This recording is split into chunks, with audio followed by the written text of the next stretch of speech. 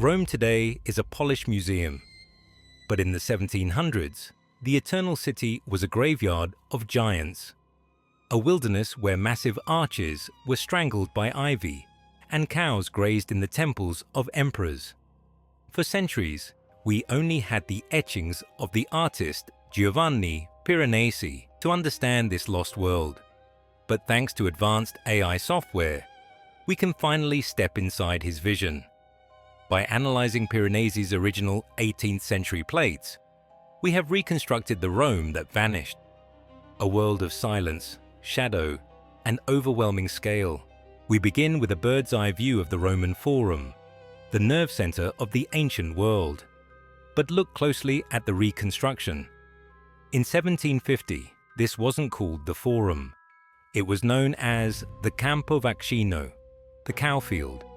The mud had risen so high over the centuries that the Temple of Saturn, those columns you see on the left, was buried 20 feet deep. Notice the sheer scale of the decay.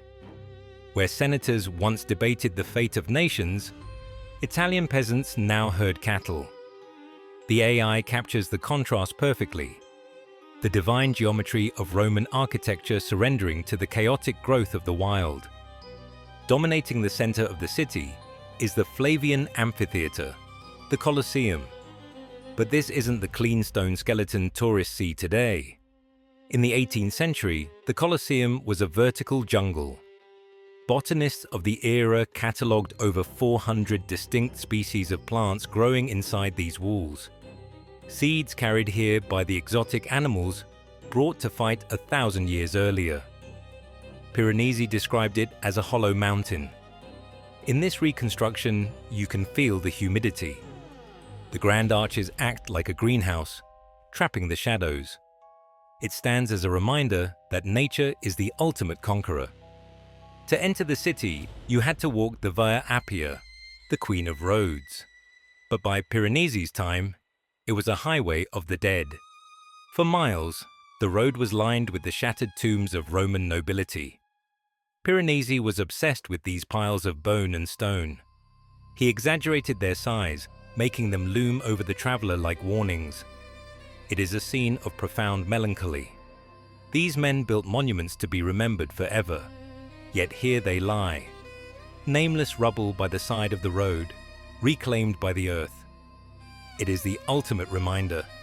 Nothing lasts. Not stone, not bronze, and certainly not us. Amidst the ruin, one survivor stood intact. The Pantheon, the temple of all gods. But even the gods were dirty in the 18th century. Look at the columns. They are blackened by centuries of smoke and grime.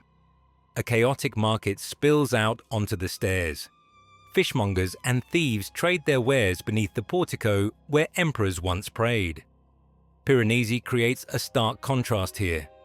The divine perfection of the Roman geometry versus the messy, gritty reality of human life. The building feels immovable, an alien object dropped into a city that has forgotten how to build such things. But Piranesi did not just draw what he saw, he drew what he felt, and what he felt was a nightmare. These are the carceri d'invenzione, the imaginary prisons. This is not a real place in Rome. It is the architecture of the mind gone mad. Endless arches that lead nowhere. Staircases that climb into the void. Chains that hang from ceilings so high they vanish into darkness. This is the most terrifying vision of the series. It captures the crushing weight of the state, the feeling of being trapped in a labyrinth of stone. It is ancient Rome stripped of its glory, leaving only its cruelty and its power. On the banks of the Tiber stands the Mausoleum of Hadrian, transformed into a fortress, the Castel Sant'Angelo. In Piranesi's view, the fortress is a mountain of brick. He depicts it during the Girandola, a massive firework display. But even the celebration feels ominous. The smoke from the gunpowder obscures the sky, reminding the viewer of the cannon fire this fortress was built to endure. The river below is dark and swift. It has washed away the history of 1,000 years, flowing past the tomb of an emperor turned into a castle of war. If the Colosseum was the arena of the body, the baths of Caracalla were the cathedral of the soul. But by the 1700s, the water had long dried up. Piranesi drew these ruins not as a spa, but as a cavern. Look at the height of the vaults. These walls once held steam rooms, libraries, and pools for 1,600 people. Now, they hold only silence. In our reconstruction, you can see the sheer tragedy of the decay. The mosaic floors are hidden under feet of dirt. The roof has collapsed, allowing the sun to act as the only spotlight. It feels less like a building and more like a man-made canyon, eroding slowly into the earth. Then, on the edge of the city, we find the intruder, the Pyramid of Cestius. It looks like a hallucination, a slice of Egypt dropped into the Italian countryside. Built by a Roman magistrate obsessed with the Nile, it survived while the rest of the city fell. Piranesi captures the strangeness of it. The sharp, white geometry of the pyramid cuts through the organic, overgrown city walls like a knife.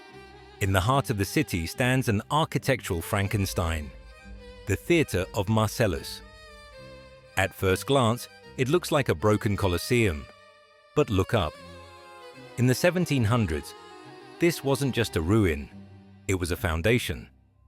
A wealthy Renaissance family, the Orsini, had built their palace literally on top of the ancient arches. Piranesi was fascinated by this parasitic relationship. The bottom arches, once the entrance for Roman nobility, had become dark, smoky workshops for blacksmiths and cart makers. Finally, we look to the horizon, the aqueducts, the broken veins of the empire. These were engineering marvels, capable of carrying millions of gallons of water daily. But by the 1700s, the flow had stopped. They stood as broken spines marching across the landscape. Notice the brickwork. Our reconstruction highlights the opus reticulatum style, slowly crumbling back into the dust. In Piranesi's time, these were the only skyscrapers in Europe, standing silent among the shepherds and the wind. Piranesi's Rome is not a history lesson. It is a warning.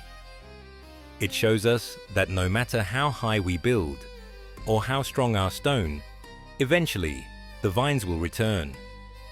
But there is a terrible beauty in that decay.